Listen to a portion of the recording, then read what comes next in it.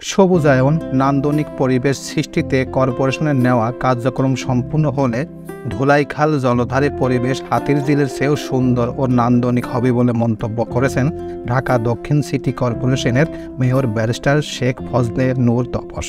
তিনি বলেছেন যে হাতিরঝিলকেও হার মানাবে ধুলাইখালের জলধার, কিন্তু সেটা কমপ্লিট হইলেই তখন দেখা যাবে এর সেই নিদর্শন।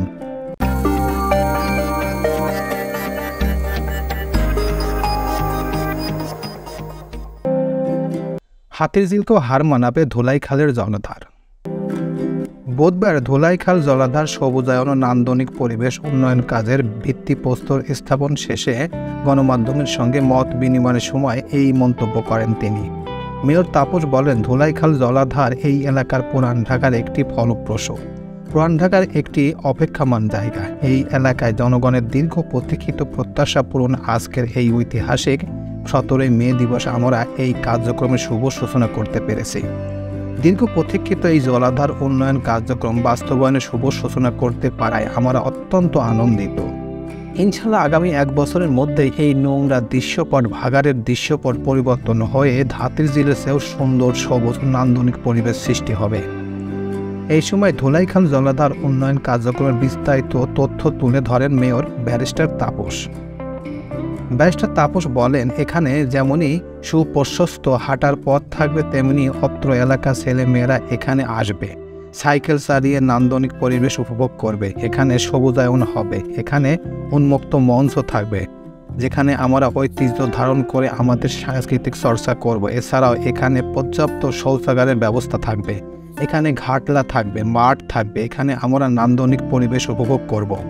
শিশুদের খেলার জায়গা থাকবে, ঝর্ণা থাকবে, খাবার দাবারের ব্যবস্থা থাকবে। সময় ধুলাইখালের পানির দূষণমুক্ত রাখতে বিভিন্ন উদ্যোগ তুলে ধরে মেয়র বলেন, এখানে অনেক পয় নিষ্কাশন আছে যেগুলো আমরা সরিয়ে দেব, স্থানান্তর করব, যাতে করে কোনো পয় সংযোগ সরাসরি এই পানি দূষিত করতে না পারে। আমরা এখানে এমন একটি ব্যবস্থা করব, আমাদের এই ধুলাইখাল দূষিত হতে পারবে না। এখানে যে পলি বর্জ্য জমে আছে সেগুলো আমরা দীর্ঘস্থায়ীভাবে অপসারণ করব। পাশাপাশি বর্ষা মৌসুমে যে বৃষ্টি হয় সেই বৃষ্টির পানিও আমরা সংরক্ষণ করব। আমাদের সামগ্রিক কার্যক্রমের মাধ্যমে দেশের উন্নত রাজধানী হিসেবে ঢাকাকে আমরা গড়ে তুলব ইনশাল্লাহ। এ সময় আরও উপস্থিত ছিলেন কর্পোরেশন প্রধান নির্বাহী কর্মকর্তা মোহাম্মদ জিল্লুর রহমান, প্রধান প্রকৌশলী সালে আহমেদ, পরিবহন মহাব্যবস্থাপক মোহাম্মদ হায়দার আলী, প্রধান সম্পত্তির কর্মকর্তা রাসেল সাবরিন, প্রধান নগর পরিকল্পনাবিদ মোহাম্মদ সিরাজুল ইসলাম প্রমুখ। তো এই ছিল মোটামুটি আমাদের আজকের প্রতিবেদন। উপরোক্ত প্রতিবেদন থেকে আমরা একটা জিনিসই বুঝলাম যে ঢাকার হাতিরঝিলকেও হার মানাবে ধুলাইখালের জলাধার। পুরান ঢাকাবাসী অনেক দিনের আবদার, অনেক দিনের দাবি যে ধুলাইখালকে জলাধার মুক্ত করতে এবং এখানে যে খারাপ জায়গা সবগুলো পরিষ্কার করে একটা ভালো জায়গায় স্থাপন করা, কিন্তু সেটা আজকে কার্যক্রম সঠিক হলো এবং ভিত্তিপ্রস্তর স্থাপন হলো। কিছুদিনের মধ্যেই হাতিরঝিলের মতো একটি ভালো মানের জলাধার স্থাপন হবে এবং ঢাকার হাতিরঝিলকেও তিনি হার মানিয়ে একটি ভালো মানের একটি জলাধার স্থাপন করবেন, সেই দাবি করেছেন মেয়র তাপস।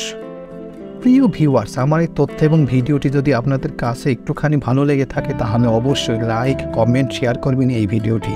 আর যারা এখন পর্যন্ত আমার এই চ্যানেলটি সাবস্ক্রাইব করেন নাই তারা দ্রুত আমার এই চ্যানেলটি সাবস্ক্রাইব করে রাখবেন।